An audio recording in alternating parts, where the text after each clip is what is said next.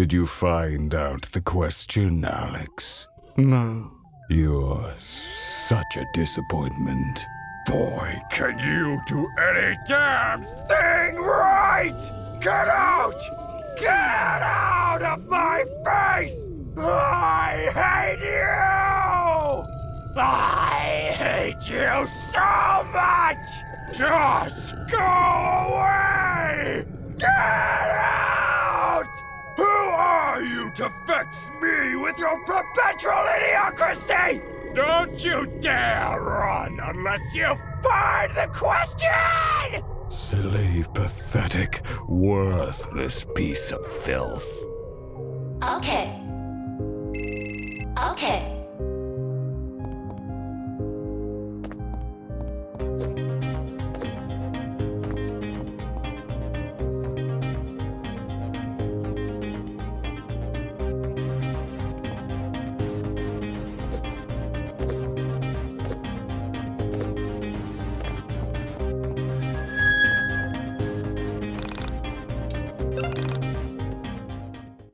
You have mail.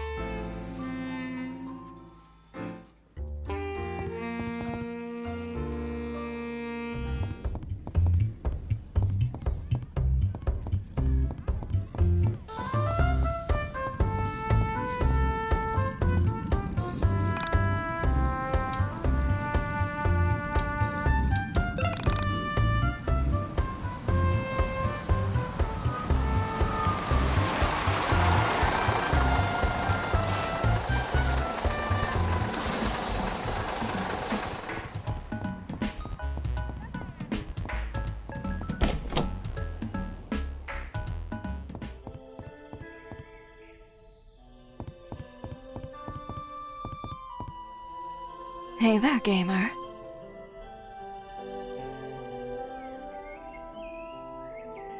Hey there, gamer.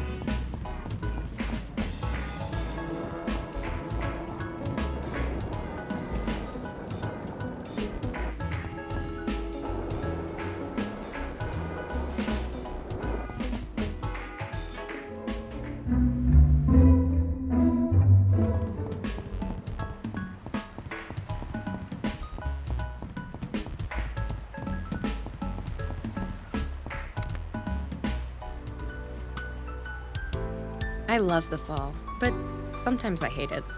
Does that make sense? Of course it doesn't. Probably because I get so sad to see it go. I like Thanksgiving, that's always fun. But like, Christmas? That's always depressing. The celebration always makes me feel uncomfortable. Like, are you really happy, or are you just pretending because it's Christmas? I never thought of it that way. I love the fall too. It always meant seeing my friends again, but I guess starting school again sucks. You know, I haven't thought about school since like last winter or spring, whenever it was. I don't miss tests or any of that shit, but I miss learning. I was good at school. I'm not a genius, but I'm great at writing, philosophy, psych. I don't think I'm great at anything that helps real life, though. Maybe dreaming. I have a lot of dreams. Things I want to happen. Now, if only they'd be grounded in reality. What's that thing they say about dreams and poets? We're sad sacks. Something like that. Can I ask you a serious question? Go for it, Ginger Boy. What was your world like? The one you came from? You know, I don't think anyone has asked me that since I've been here. Wow. I try not to think about my old reality, but it really wasn't all that bad. Things are mostly the same. We had more cows, though. Lots of cows. And the music? Different. Your metal is our pop. Isn't that weird? My mother would love your thrash metal. We also didn't say the 90s. We called it the end times. Isn't that funny? We all joked that 2000 would be the end of the world. That and, well, this is gonna sound weird, but we don't look at death the same way. In this reality, death is like giving up or making a mistake. How can you fault someone for dying? We all publicly acknowledge that when someone dies, you're sad for yourself, not for them. That, and What is it? we can call our dead. When my grandmother passed away, I was 12. I've spoken to her once a month for the past 12 years. There are phones, special phones. You put in money, dial the social security number of your loved one, and for 3 minutes, you can speak to them. You can talk to them about anything, with one exception. Under no circumstances are you allowed to ask about where they are and how they're feeling. If you do, they lose their phone privileges forever, and you have a 10-year hold on your account. What? Like, for real? Yes. And we never dream. I didn't know about dreams when I first came here. I had my first dream the night before I met you. Must be fate. We also don't have fate where I come from. I think we never put ourselves in that sort of box. You take away your own freedom by even pretending things like that might exist. What did you see when you traversed the soul space? What was it like? I don't have the talent with words to explain it. It's something you should see for yourself. What? Leave my body? I don't think I could ever. Maybe not, but... Okay, look at it this way. Before I traveled the soul space, I was a different person. Someone who got hurt by someone. Someone who believed they were loved unconditionally. When I was out there, I realized unconditional love exists, but only as something to strive for. It's just a concept. There's no way to actually put it into practice. We can say we love someone unconditionally, and we can act like we do, but it's not to judge people for what they did to you or someone else. To accept someone for being human. Accept someone for being human? I know what you mean, but isn't that funny? Coming from a human? We're all human. We all have flaws, we all hurt each other, but is that the thing to be fixated on?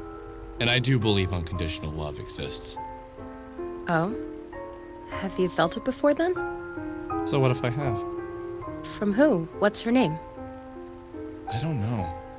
It's just, I had this dream. And in this dream, I was loved unconditionally. Whoever loved me loved my flaws and loved my mistakes as much as they loved the things worth making me loved. Is that so hard to believe? Sounds like a dream. So, who was she? Spit it out. Was it Sammy Park? No, I don't think so. Maybe it was.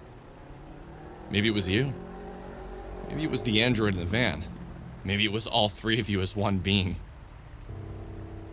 Well, I think you're a lazy ass half the time, so I don't think I'm the one to love you unconditionally. But yes, keep chasing the missing girl who entered the soul space. I'm sure when you finally find her, she'd love you unconditionally. Hey, that's not fair. Also, Sammy is out there. She isn't in the soul space. I can feel her out there. Maybe you're feeling her out there in the soul space. Maybe. So, Vela, what the hell are we gonna do about finding the android? She's trapped in the van and... Calm down.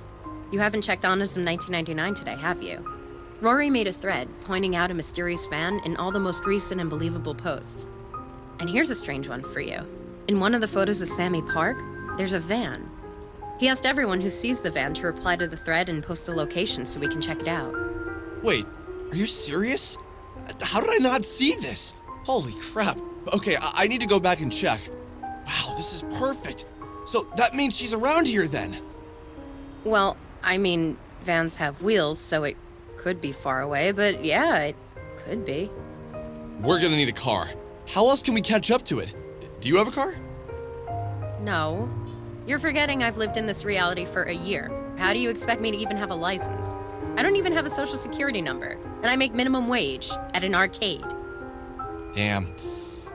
I wonder if Mom would let me borrow hers.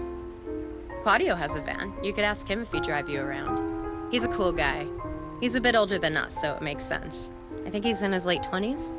You should spend some time with him and Chandra, really get to know them first. Not usually a good idea to ask for rides unless you really know someone. At least where I come from. Yeah, good idea. You know, this is gonna sound a bit weird. Lately, I've felt like I don't even know my own reality.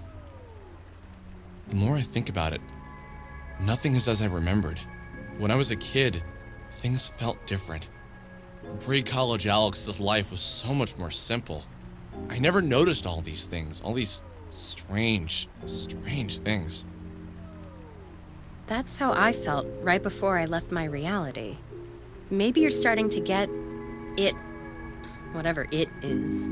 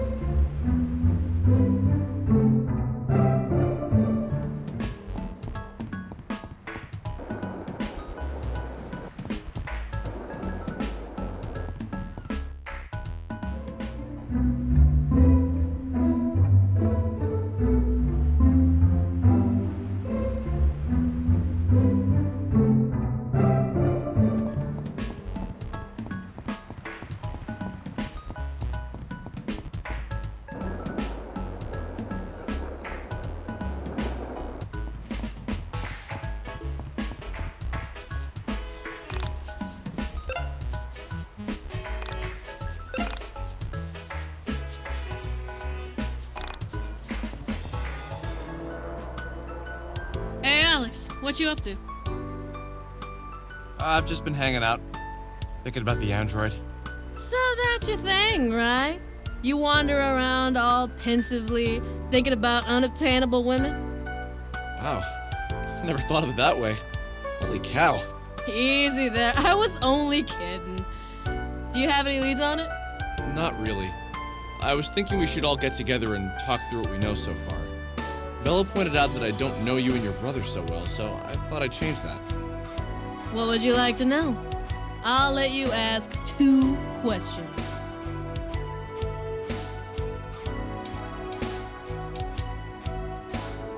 Have you ever heard of Syndrome de Paris or Paris Shokugan? It's a psychological disorder affecting Japanese people who vacation in Paris. People who have this hallucinate, get delusional, feel persecuted. It's like extreme culture shock. That's what I felt. Except I wasn't Japanese and I wasn't in Paris. I was an American in a tiny Japanese town.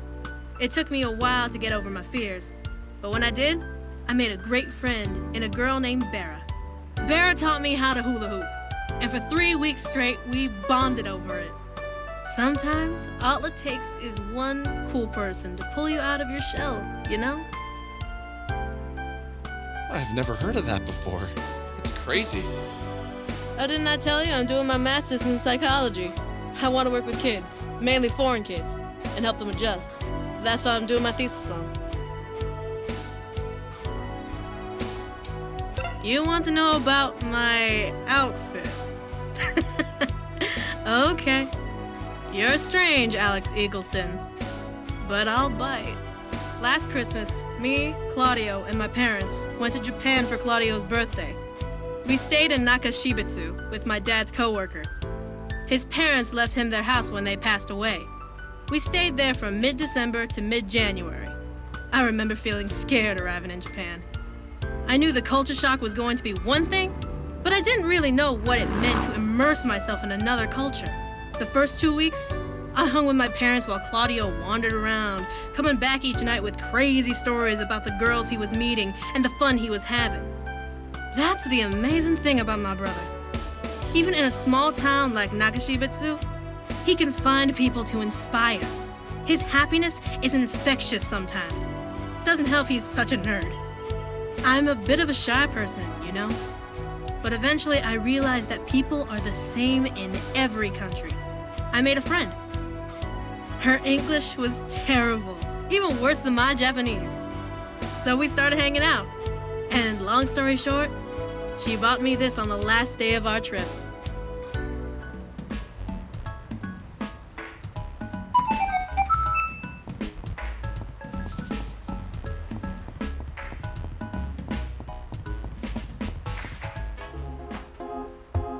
Hey, Claudio. What's going on, man? You know, just enjoying my day off. Beautiful sun, awesome scent of burgers in the area. It's a pretty nice town, man. Yeah, Franklin's all right.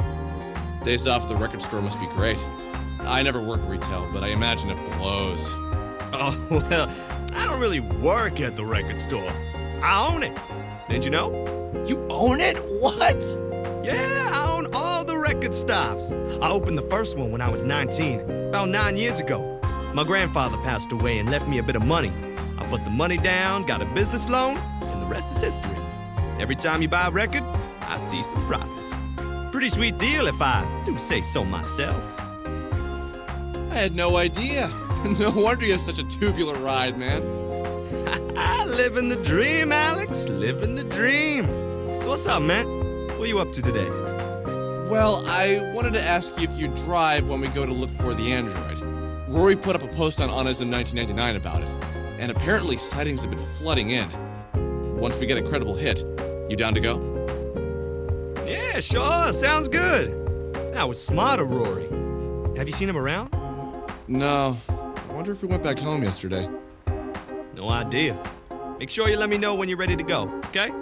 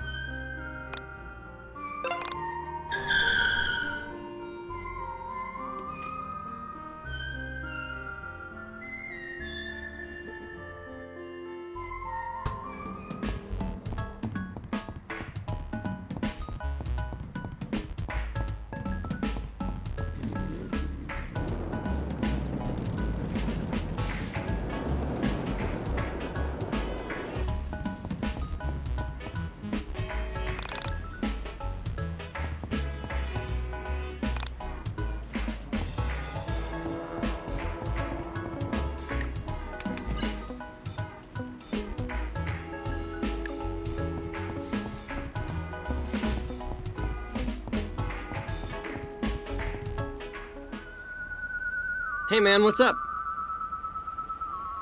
So, Rory put up a thread on Onism 1999 looking for the van that has the android. You down to go look for it once we get a credible hit? Yeah, just let me know when.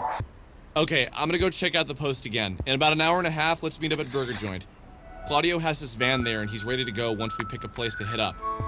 Okay, sounds good. I'll let the others know. Oh, do you have Rory's number? I tried messaging him on Onism, but haven't gotten a hit yet. Nah, never bothered to get it. We can swing by and pick him up on the way if we want. That's a good idea. He was pretty bummed yesterday when I last saw him.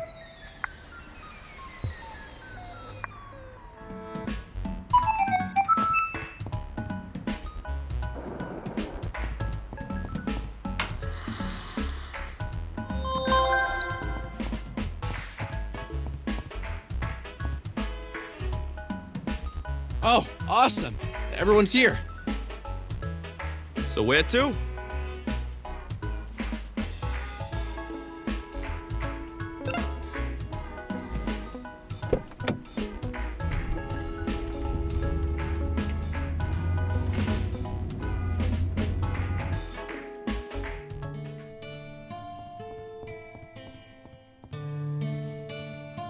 So where to?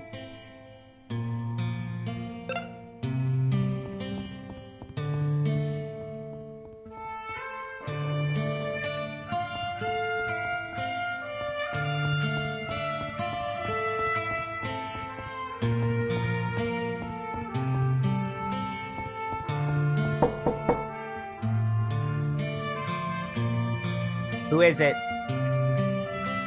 It's Alex and the gang. More like Chandra and the gang. You think you're that important, don't you? It's Chandra and the gang. We're gonna go check out some of the leads on that weird van. You wanna come with us? Yeah, I'm down. Just let me get dressed.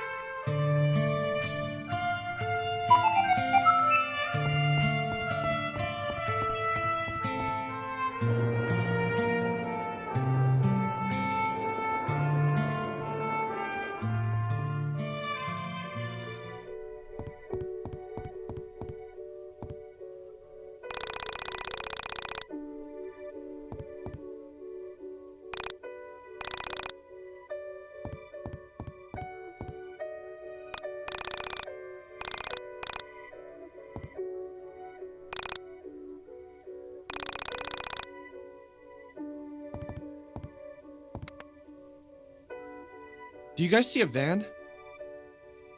I don't see anything. Yo, you want to hear a screwed up story? Yeah, what's up? You see that water tower up there?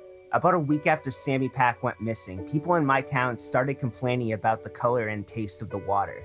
My house wasn't affected because we have a well. So the water company opens up the tower and they find the body of a girl. She has no clothes on and she's been in there for days. What's really screwed up is she was locked in there.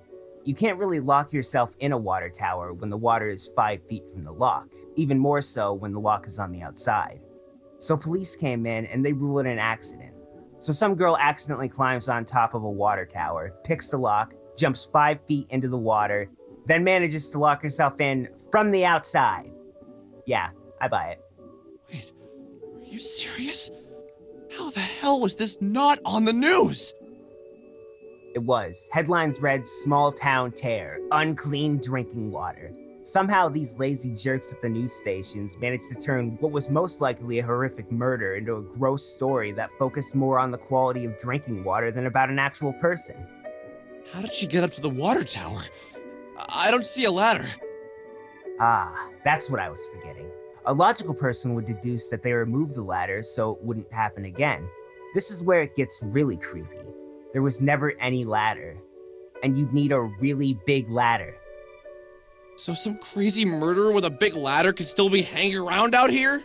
Yeah, probably. I made a post about this on Onism 1999, but we were never able to figure it out. What's even more screwed up is they never identified the body. Poor girl.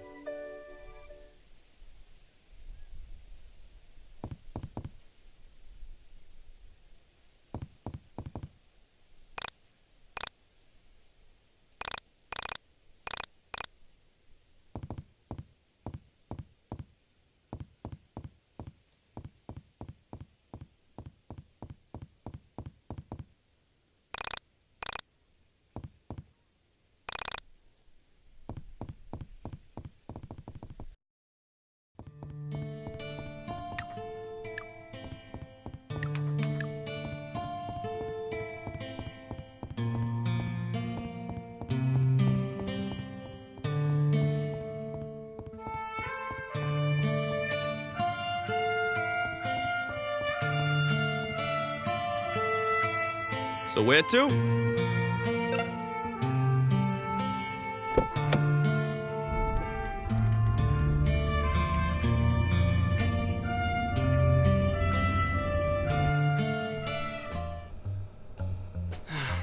Well, damn. I'm guessing that van floating out there is supposed to be the one they spotted. That'd be my best guess. So, is it worth swimming out there and checking it out? Go right ahead!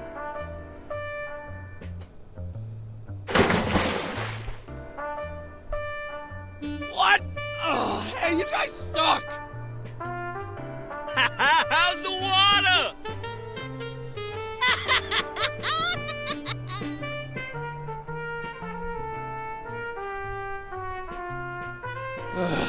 Nothing here except some items. Oh well, it was worth a shot.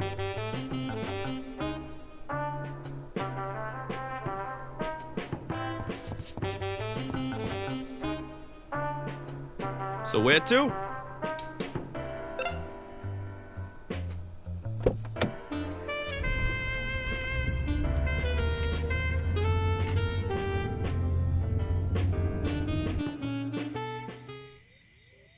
So, do we just walk up to it? I guess so. Maybe I'll just knock on the back and ask if there are any androids being held captive.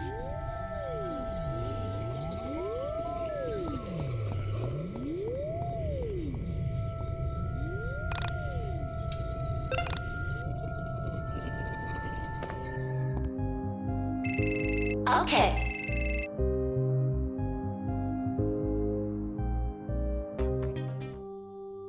Have you found the dungeon master? He's tricky to find. Tell me, have you been enjoying your time in the dungeon of the mind? It can be overwhelming, never knowing if you're making the right choice, afraid to act, because the paralyzing fear that you've chosen wrong. I chose wrong once. I want to go away. Far away. Just to get out of here. To be on my own. Well, not here. That's how I wound up here. Inside the dungeon of the mind. I had a mom, but no dad. Mom got weird when Dad left. Things were fine for a while. But before I knew it, life had changed so much there was little to be happy for. So I cried myself to sleep every night. I screamed every night. I tried running away. Never got very far. And you know what? I got away once. Far away. But I came back. I felt terrible that my mom was left all alone. So I went back. When I got home, things were better for a while. Then they got worse. Screaming, throwing things. Accidentally on purpose, blowing out the pilot light on the stove. So I willed myself to escape. And I got far away. Did I make the right choice? No. I'm asking you! Did I make the right choice? Is this better? Did I screw up? I can't ever leave you now!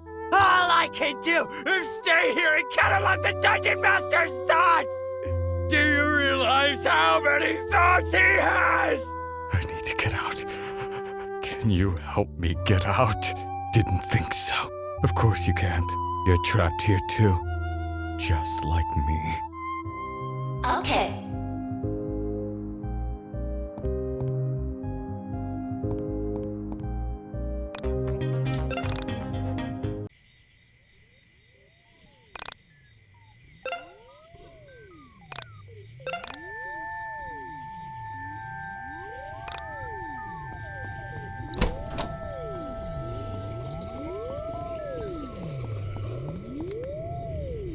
Get him, Dick!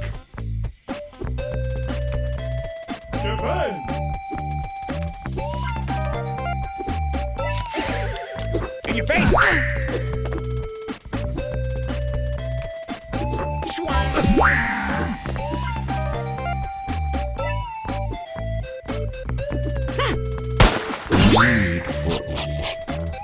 At the barrier!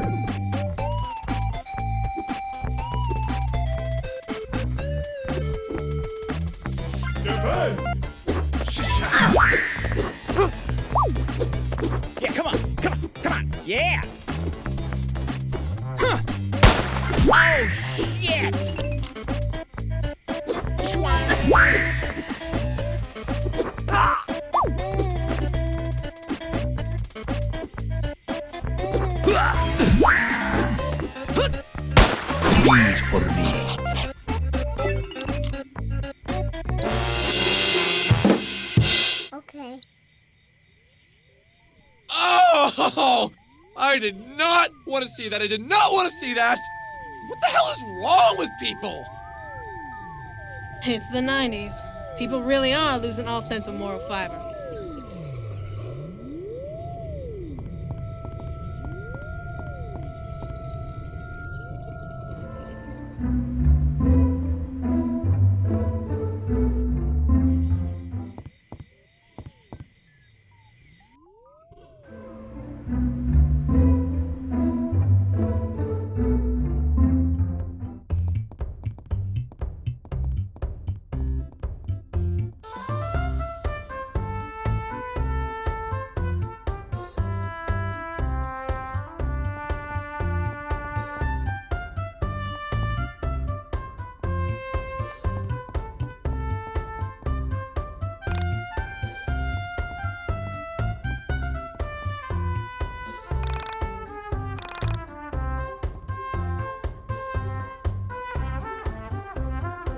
So where to?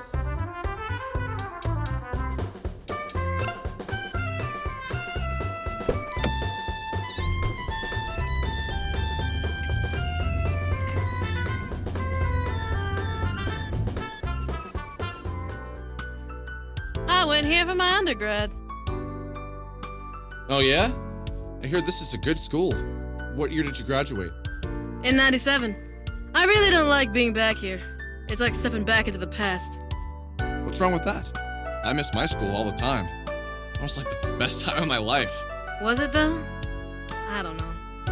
I'm happier as a graduate student. There's a bit more pressure, but that's because we were asked to be the best in our field and not pass 10 classes unrelated to our major per semester. But what about the parties, the friends? You know, like the social life. Don't you miss that now that school is over? I have a social life still. I hang out with you and everyone else. Plus, I see my friends from back home. School takes up a lot of your life. Why do you have to give it your best years? I always wondered if people go into college saying, "This is going to be the best 4 years of my life," because movies, TV shows, and their depressed parents say things like that. Maybe we almost convince ourselves of that because we're always hearing that. Sure, no parents to tell you what to do and when to come home is cool, but there comes a point where parties, drinking, hooking up, and all this nihilism starts to wear you down. Maybe that's what makes you old.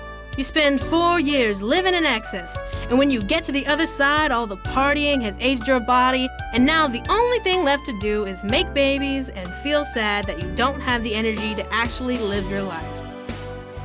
Wow, my college years didn't sound that cool. Maybe I should go back for my second degree. 4 more years of that and you'll be super old. But didn't you find it scary? Entering the real world, having bills, getting married, having babies, all that other stuff? This is the 90s. I don't have to feel that pressure. I got a job because I wanted one. I wanted to work towards something. I started my master's degree because I wanted to learn more. You use the words have to a lot. I want to. Life is short, might as well make it worth living. Parties are fun, but you don't leave a mark on the world that way. Sometimes I wonder if people know how to have fun without alcohol or other worldly things. Yeah, you're right, probably. I'm not a psychologist like you, but when you say it like that, I really don't ever want to say, these were the best years of my life, and convince myself that it'll never be better. I guess that's pretty sad. Yeah, probably would be. You know, my sister went here. Yeah? What's her name? Allison. She lived on campus in the all-girls dorm. There is no all-girls dorm here. There are obviously all-girls rooms, but... You sure? I don't know, I can't remember. That's all from so long ago.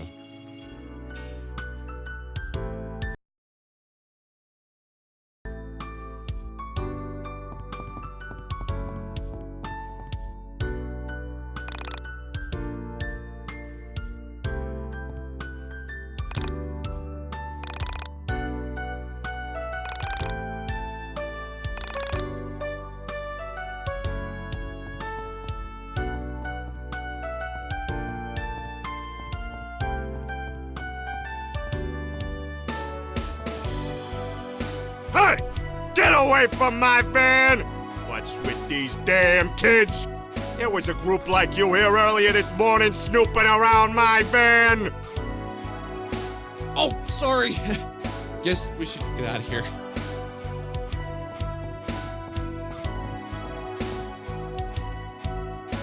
So where to?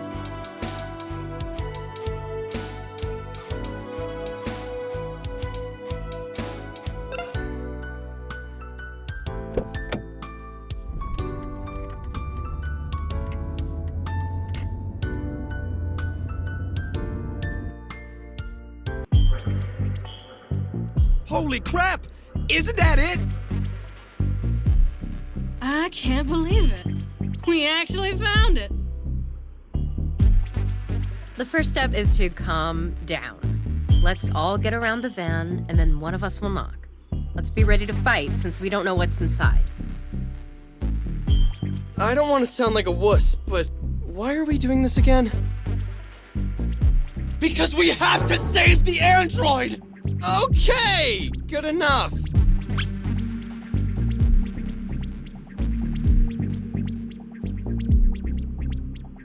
What are those kids doing with this mysterious van? Doesn't anyone else find this a little odd? So the soul survivors are working with the mall rats. Don't be stupid. Something isn't right here. Okay, so those kids have the keys to the van. The only course of action is to track them down and ask them nicely for them. And when they say no, we kick their 12-year-old goth butts. Okay, sounds like a plan. Wait, can anyone pick a lock here? Yo, wouldn't it be hilarious if I could? Like, out of this ragtag band of misfit friends, the black guy could pick the lock. And don't pretend you didn't think it. So to answer your racist-ass question, I cannot pick a lock. Well, at least not a car lock. I went through a Sherlock Holmes phase and learned to pick basic locks. You know, antique locks, Egyptian wooden pin locks, a warded lock, RFID locks if I had the right equipment. But definitely not a car lock. So, just to clarify, you can't pick the lock. No. Well, probably not. We're wasting time. Let's go after the brats.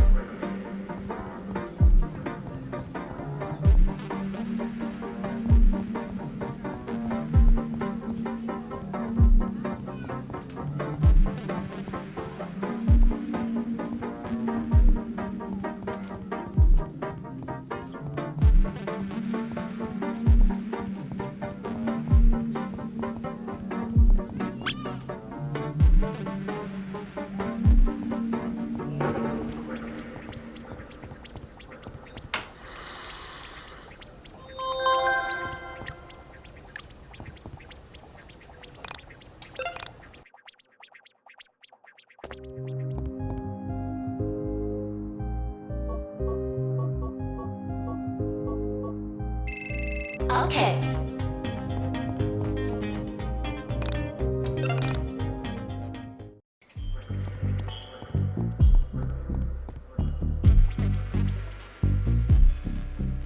Hey, wait up! Why are you guys running from us? The dark energy, it commands us! What? Oh god, not this. Have you seen this before? Yeah, it's called These Little Brats Have Been Watching Too Much Goosebumps and Reading Too Much H.P. Lovecraft. Look, we don't have time for these stupid games. The darkness hasn't commanded you to do anything.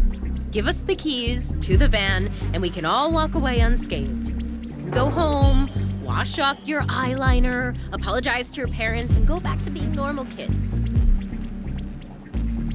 Wow, Vella. Sounds like you're speaking from experience. I'll ignore that one for now, Michael. Okay, looks like we're going to have to beat up some twerps! Defend!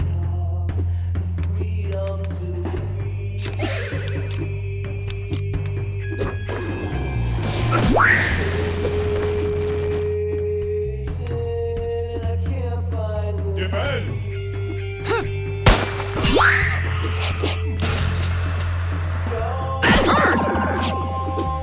Plant the barrier!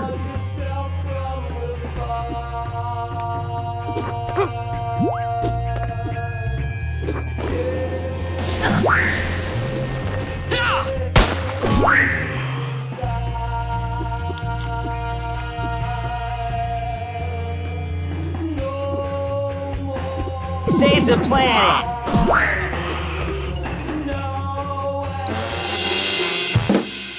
Okay. How did you defeat the Great Spirit Being? Okay, guys, please just relax. Let me know how this all happened. When did you first meet the Soul Survivor? A few days ago, the Great Spirit Being dropped his keys. I picked them up, and ever since, I've been doing his bidding! Doing his bidding? The Soul Survivors aren't some Saturday morning cartoon villains. They wouldn't ask you to help them with some evil plan. I'm gonna go ahead and assume you just picked up the keys and carried them around pretending to be its evil minions. Youth. Okay, you can go.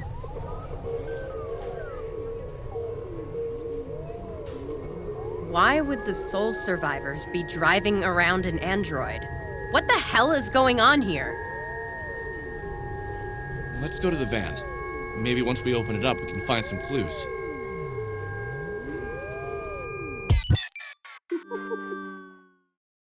Walking back to the van, I started to question my actions. Why was I so convinced finding this android was such a good thing? Why was I putting myself in danger like this? A lot of times I felt like I was an airplane circling the landing strip waiting for clearance, waiting for a purpose. Maybe I was Alex, android hunter. No, that didn't make sense. Alex, soul survivor hunter? Still not right.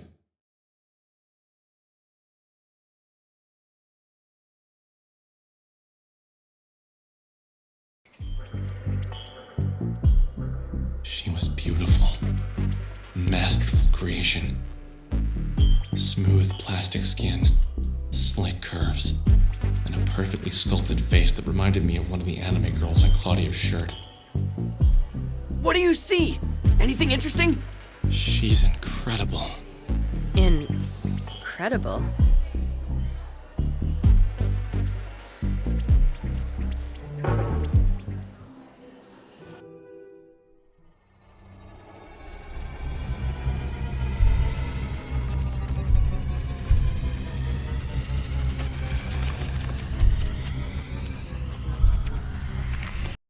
Hello, Alex, my favorite soul.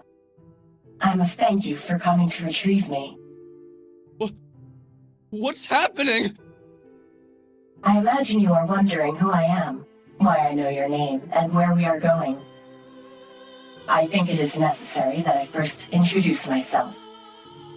I am the Essentia 2000. I am an android, made from 2-part epoxy resin and melamine. My consciousness is natural, but my physical form is man-made.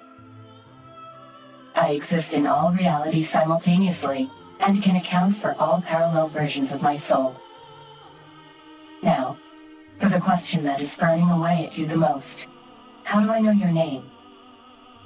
You and I have met time and time again.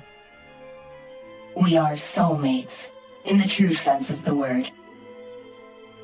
This is the part where you say, "I've never met you before," and then silently add, "Except in my dreams." This can and will be explained. Many months ago, you had the pleasure of making the acquaintance of a Miss Semi Park. Semi had begun the process of leaving her physical form behind. When you met her, she had already made up her mind to leave her body and enter into the place between places, the soul space. You disrupted her transition. Shortly after, you witnessed 2 soul survivors taking her away. Those 2 entities were that 2/3 of her soul that had transitioned. 2 injured parts that hadn't begun to heal. Now you are thinking, how can you possibly know all this? I was there. I am Semi, and Semi is me. When one soul leaves a reality, another can freely enter. The only requirement necessary is having some relation to the departing soul, whether it's being a parallel version of the departing or having an emotional connection to the departing. When Semi left your reality, I entered. Before that, this physical form was destroyed, captured, and held prisoner by the 2 entities that you just defeated in combat. Ever since then, I had tried to return, but as my physical form still held trace amounts of my consciousness, I had to wait until Semi, this reality's version of me, died or escaped into the soul space. Upon her voyage into the void, I entered, and I followed you home. I lived with you for weeks as I gained my strength. Finally, I was able to appear to you and guide you to the radio tower. I needed you to find my physical form so that I could speak with you. But what did Bella's record have to do with my physical form? I am glad to see you are keeping up with all of my robotic exposition. I am the Essentia 2000. I am Sammy Park. I am Oda Kreutzer, Alice Albert, Surya Yamama. I am Bella Wild, Beta Himura, and many more. But I do not mean to imply that I go by all of these names and that I happen to share the name of 2 women in your life. I am explicitly saying that I am them, and they are me. You're gonna have to explain how this is all possible. First, I will begin with the dreams you had of me. As a spirit, we are not restrained by physical barriers. However, without a body, it is impossible to astral project. When you slept, I was able to enter inside of your vessel and use it to launch my spiritual form out into the world to seek my physical body. I am sorry that I violated you in such a way, but it was the only way for me to find my body and make physical contact with you. By now, you are aware of the soul space, the location where each universe and reality coexist. Each universe has a set number of souls. Adjacent to your reality is another that contains someone with the same soul as yourself. In one reality, I am Surya Yamama, a Palestinian girl on the run from financial trouble. In another, I am Bella Wild, a talented musician whose only setback is the pressure I put on myself. In all realities, I am the Essentia 2000, a pan-dimensional android made of plastic, created so that I can better understand myself in all of my realities.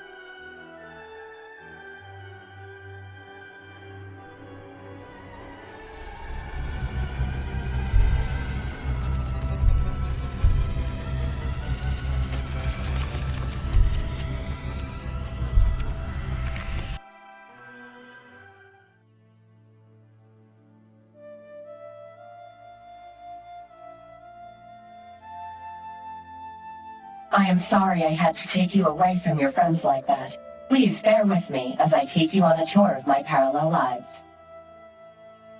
Where exactly are we going? We are going into a very dangerous place. My dungeon of the mind. Here I will share with you my other selves. I am doing this in hopes that you will one day understand the nature of reality. Why do you feel that I need to understand the nature of reality? That, Alex, is something I have to show, not tell.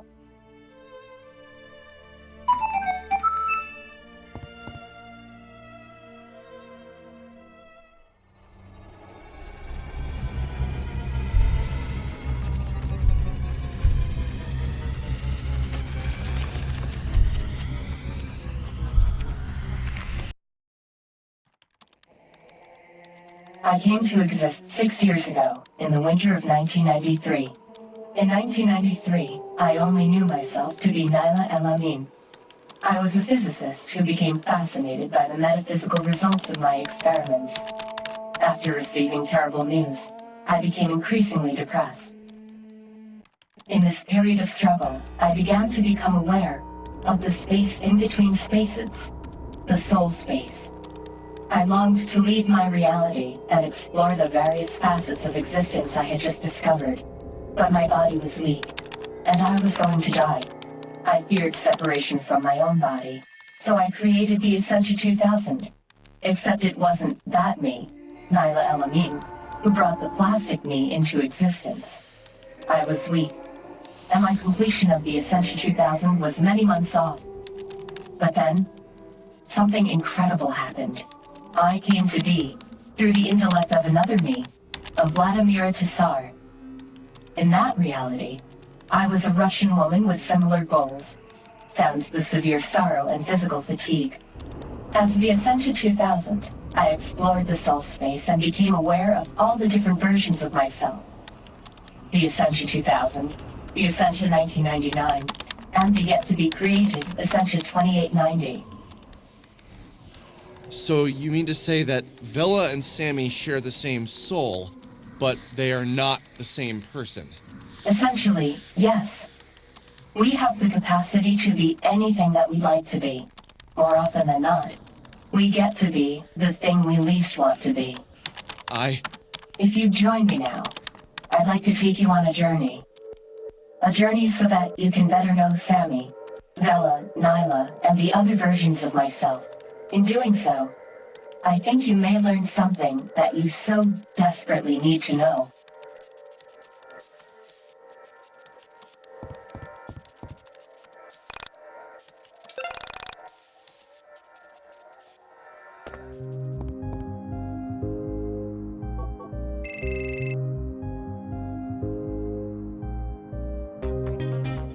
Did you figure out the question? Me either.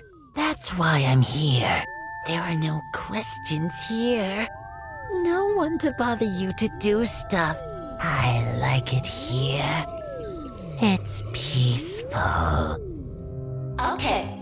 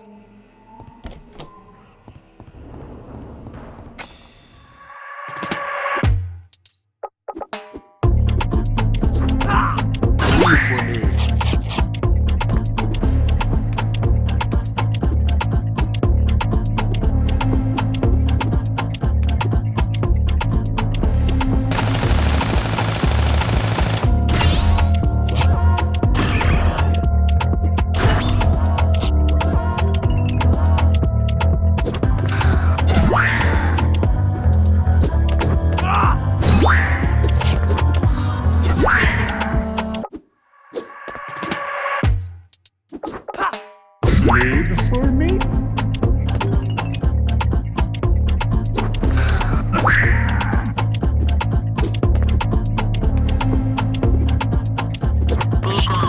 Read for me.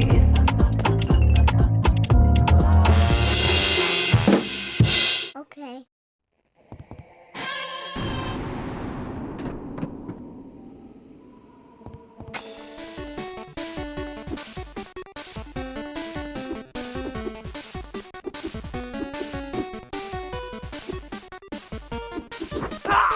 Read for me.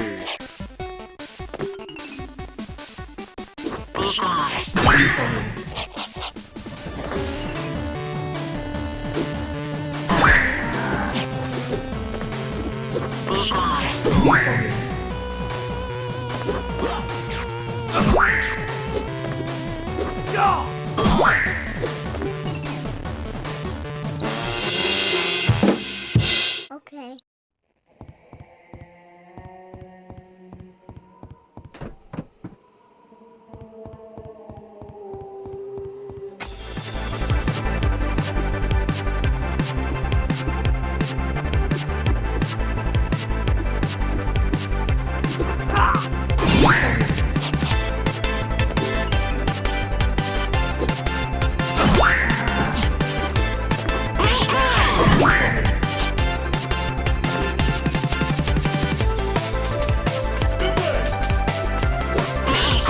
Read for me.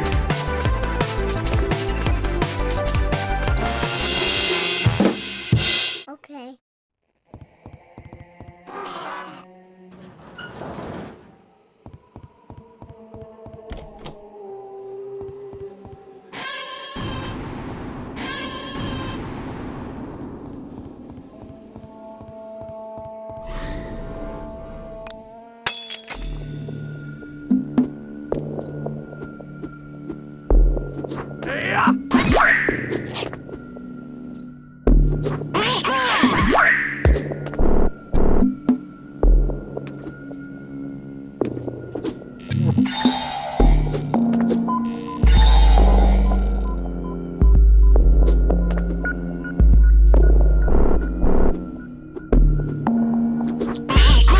Read for me.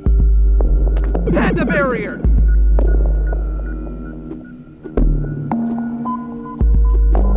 LP?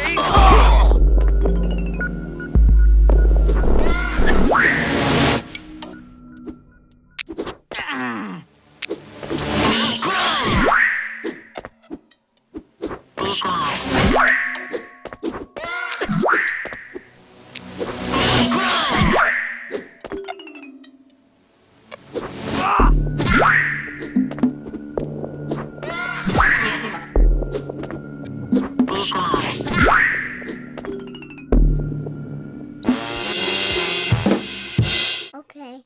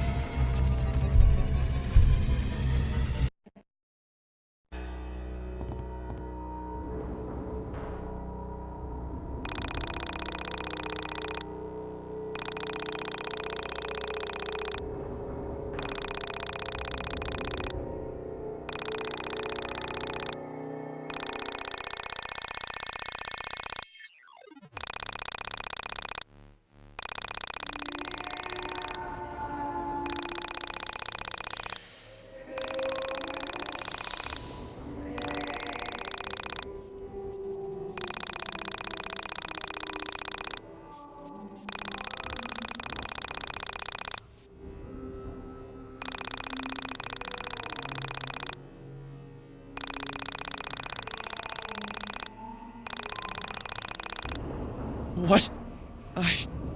What's wrong with her? It's time for us to move on. She isn't well.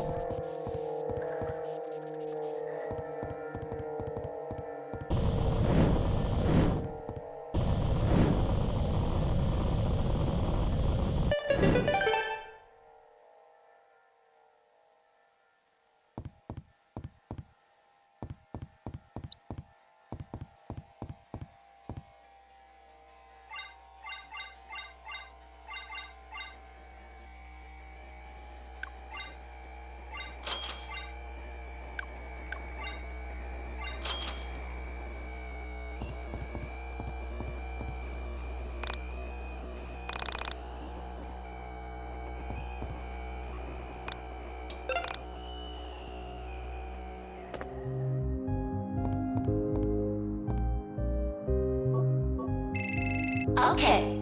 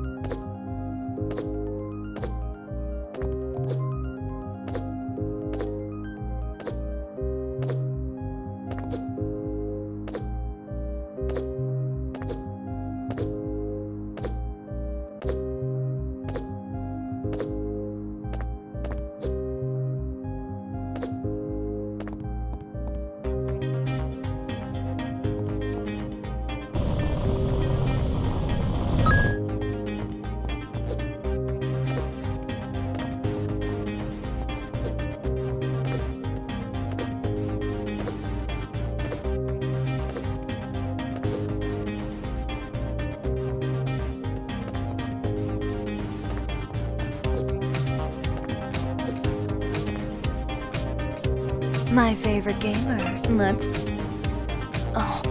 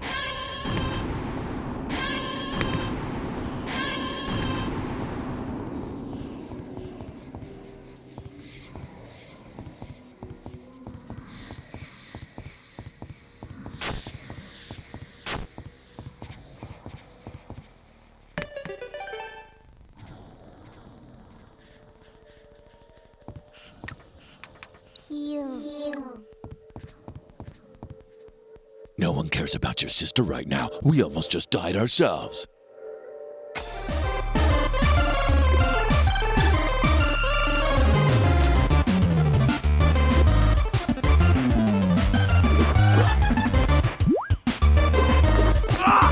Wait for me? Wait for me.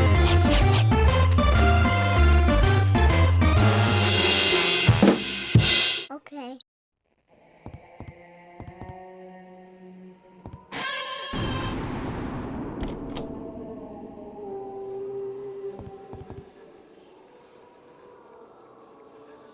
As Oda Kreutzer, I left my body at the age of 13.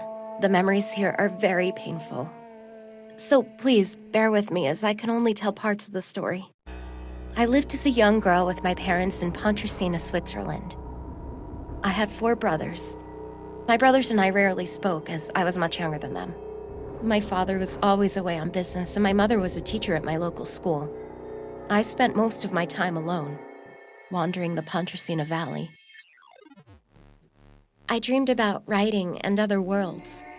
In that valley, I found another world, the world of my other selves.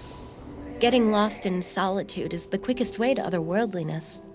Someone who is surrounded by others can achieve this, but only if they are selfless. If you so love another person that you could follow them from the world itself, you can truly see the wonders of all the universes. But most of us are incapable of removing ourselves from our world, our own love of material objects. In solitude and loneliness, longing for another world can certainly occur. What a lovely child. I realize now how much potential I had in that life, and how much of it was wasted by entering the soul space prematurely. Let us continue. This is only our first stop on our tour of my parallel lives.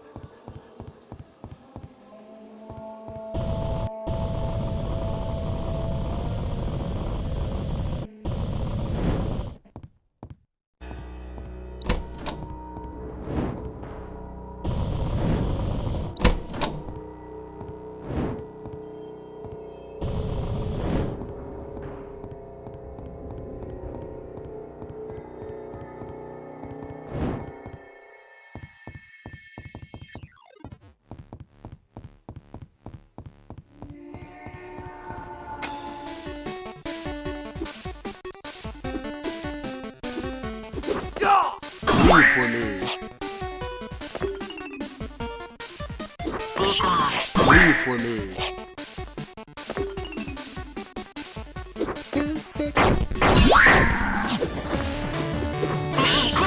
Leave for me.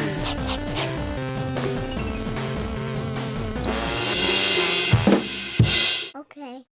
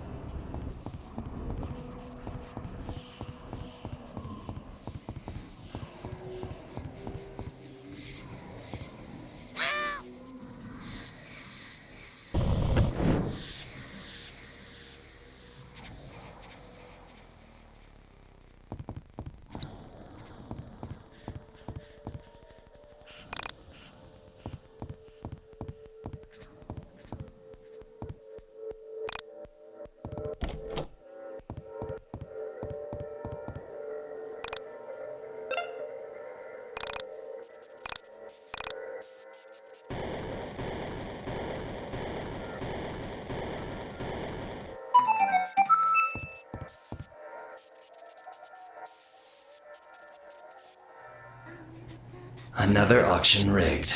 Another win. I'm surprised the auctioneers aren't getting suspicious. I don't care. Let them come.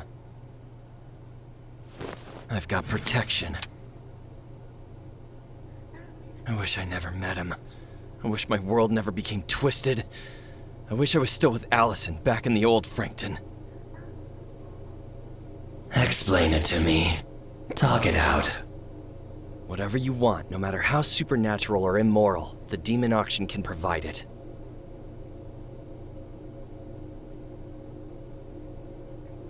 Mostly it's used by deranged perverts with abstract desires. By rigging the auction, I get to choose what we all bid on. Then whoever wins, I convince them to send me the goods.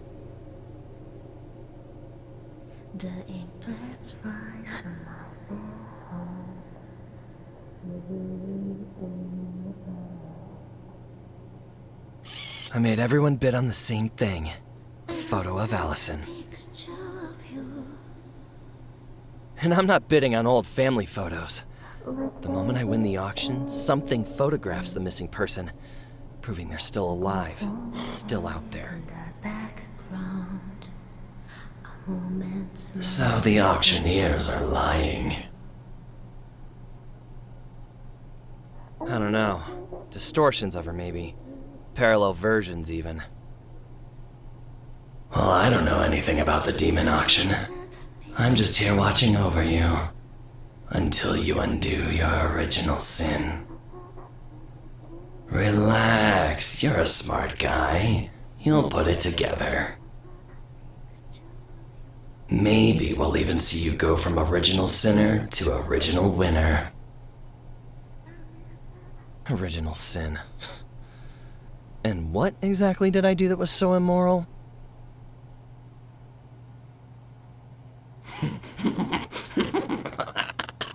You're complicit in the twisting. You just need to get the puzzle pieces and put them in the right order. Then you can see what you did wrong. This puzzle sucks. What am I supposed to do with 3 sets of memories? The partition is breaking down each day. The memories all feel like mine. The more time I spend with him, the more this world feels like the real one. No matter how broken and fucked it is.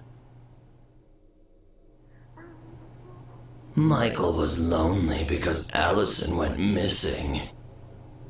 He looked everywhere for her, became obsessed, eventually started onism, hoping other lonely people could help find her. Then you met them, the auctioneers. You refused their offer, and now you're here with me, a lowly and creative original sinner. Twisted realities, all in service of some delusional asshole. Whenever you say no to a bad deal, some sucker will materialize to make the mistake for you.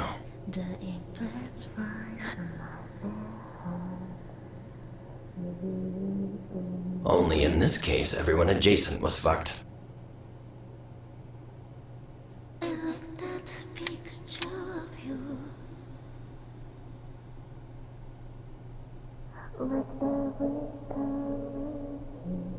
How do I know after all this time that those memories are any more real than my memories with Alex? A moment's loss ever found.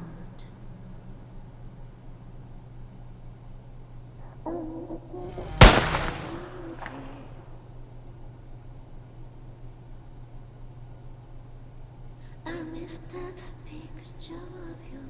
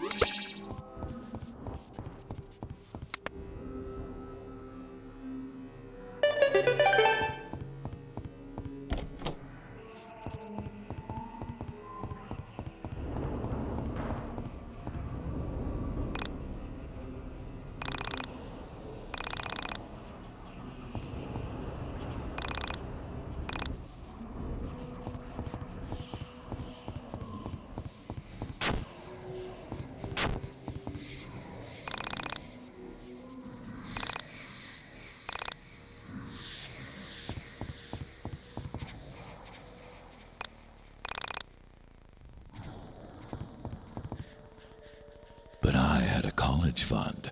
That should have been separate from your unemployment fund.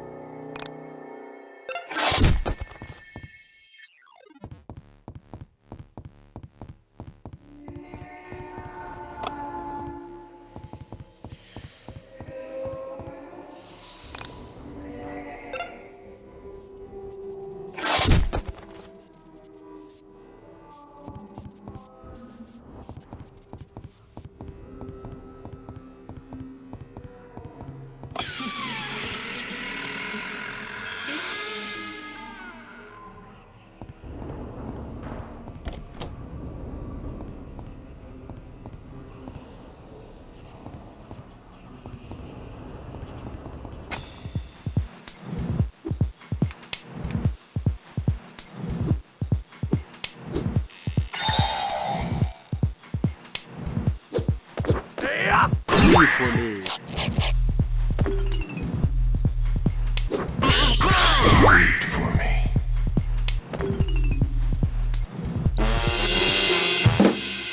Okay.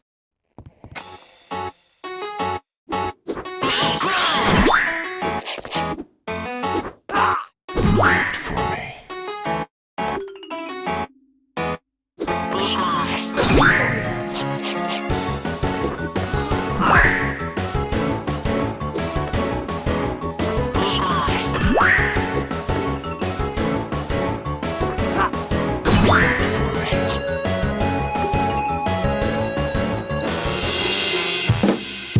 Okay.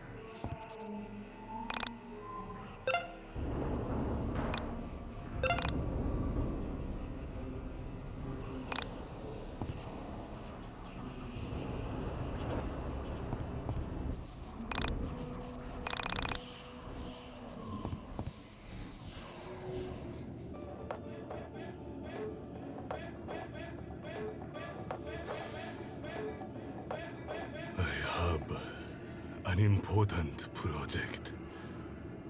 A potential magnum opus. Only thing is, it's for a niche audience. I've been tasked with inducing a religious experience in a specific audience member who will view the work. I'm going to be direct with you, Yuzu.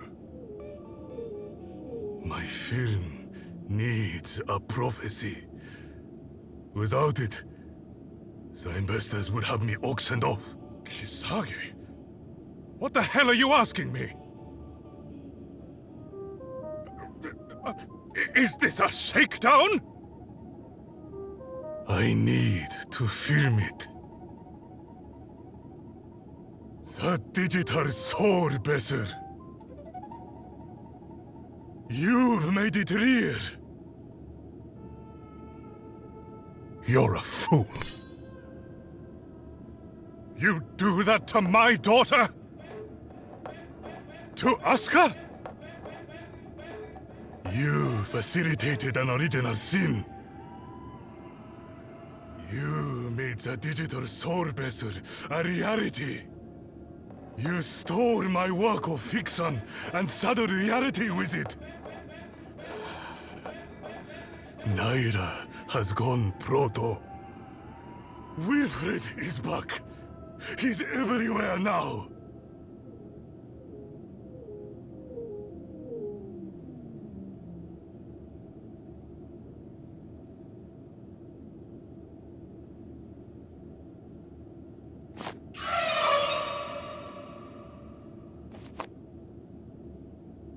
Him?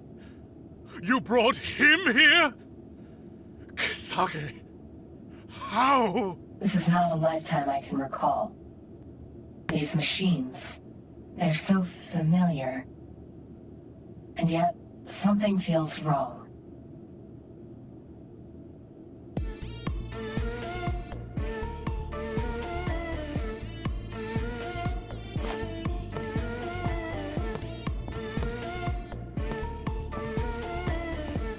Is it safe to approach him? I cannot say. I would never harm you, Alex. But it is logical to assume that one of my many parallel lives may have some reason. I knew you'd come back. Somehow, you look different. So many lives wasted, taken, and experimented on in hopes of obtaining this moment. And now, I'm looking at you. I don't know if I should love you or hate you. To kill you in the way that you killed me, time and time again, has been my only dream. My only waking thought for the past 50 lifetimes. What's he talking about? Do you ever feel guilty? Do you? What did I do? What's wrong with you, man? Everything was taken because of you! You bastard! I lost everything. My research, my wife, my kids. And all for what? For you? What the hell were you worth? You're a thief. Nothing more. I regret ever laying my eyes on you. Alex, I can't recall this life. For some reason, it's blocked to me. There is a void in my mind. There are white spots where I should see this life on the astral plane. Mom? Mom? Is that you? How long has this life been lingering here? Alex, I'm sorry. I'm really sorry. I didn't mean to say such terrible things. Come here. Let me hug you. Let me say I'm sorry in your ear. What? Get away from me! It seems as if you harmed him in some way. Alex, get out!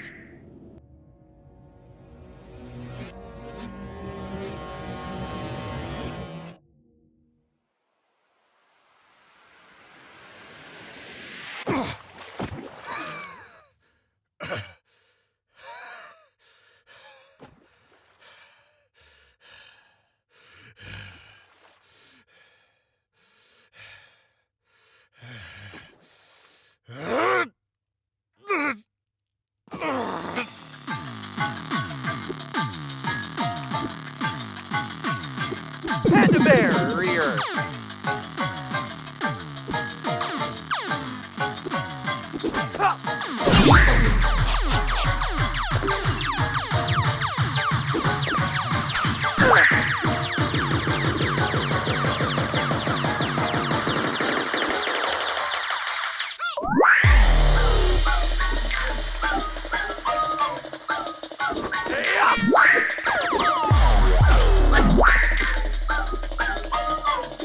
Panda bear rear.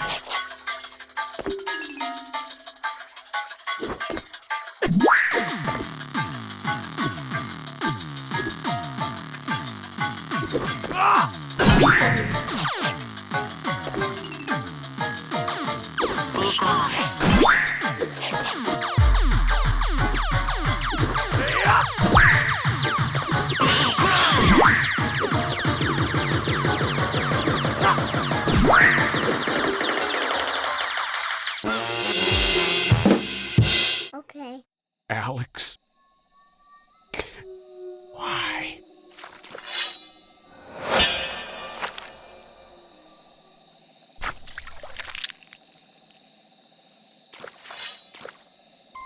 I am sorry I put you in harm's way. However, while I am with you, nothing bad can ever happen. I am here to protect you. I think I need you to answer some more questions.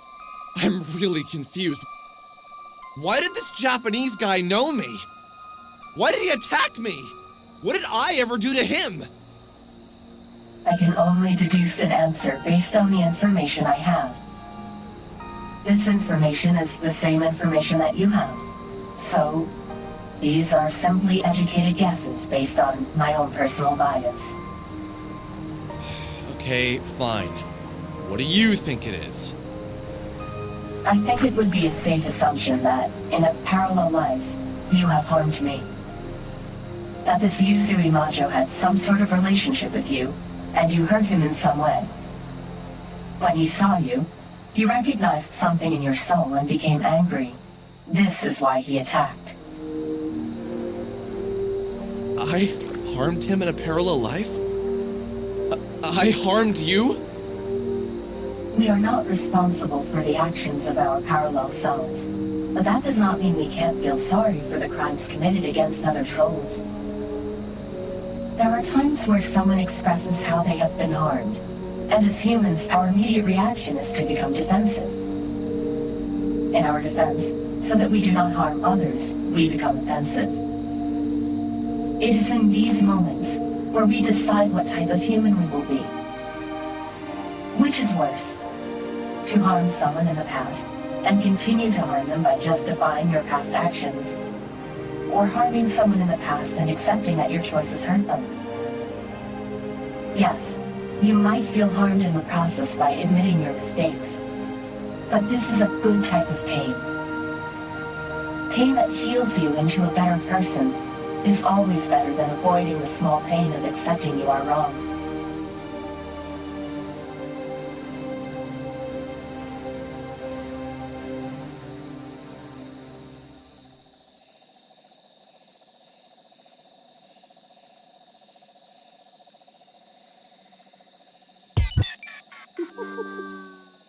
Did I really do that? Did I always deny I harmed someone? Do I always feel the need to justify my actions? Maybe. Yes. I totally did. We must always work to be better.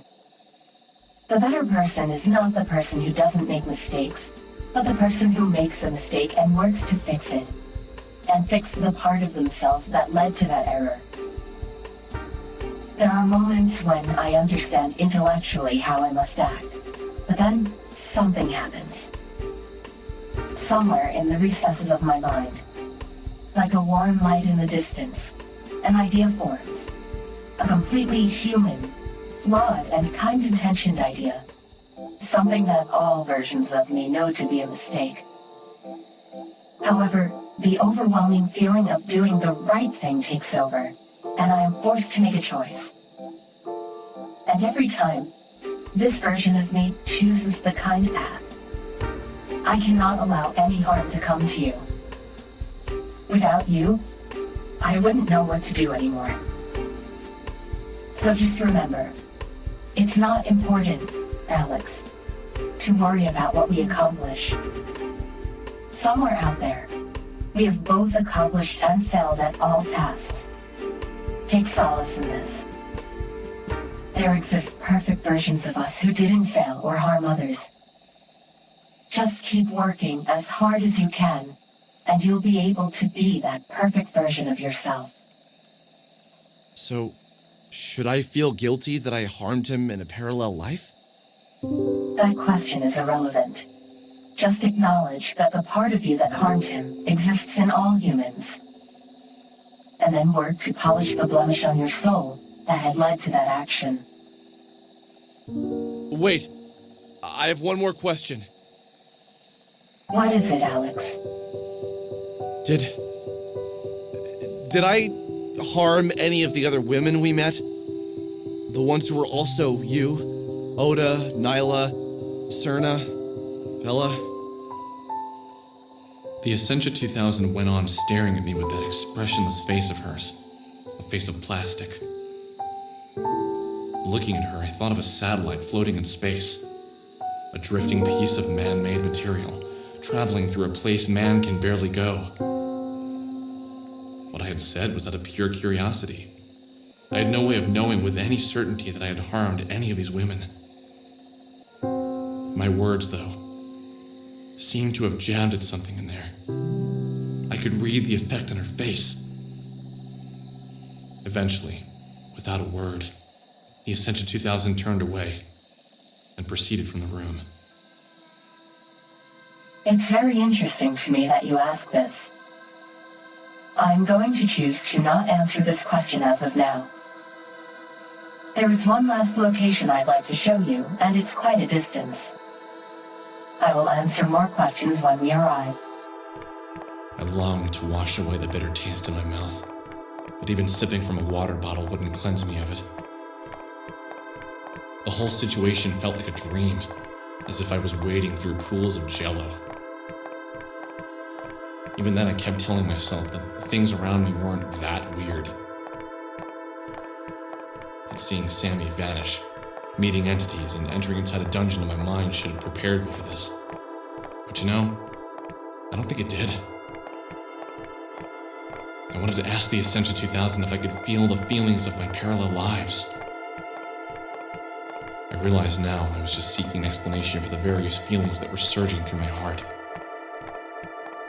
I felt closer to Bella, closer to, well, every single parallel life of the Essentia 2000, and yet furthest from Sammy. Is Sammy really all that important to me? Or had I just been delaying joining the real world with all this adventure? Did I really ever want to find her now that I know what finding her actually meant? No, I did. I really did. And I don't regret what I learned, or even what happened next, because if I had never learned what I was about to learn, I could have never met you. And without you, all hope is lost.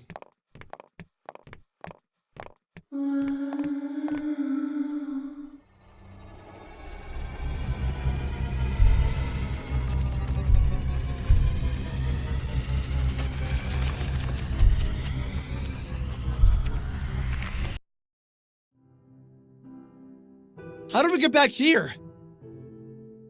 Those stairs were the exit to my mind dungeon. Now we have returned to the foyer. In order to proceed, we must first return to the beginning. Allow me to open your mind, to grant you access to the Hall of Parallel Lives.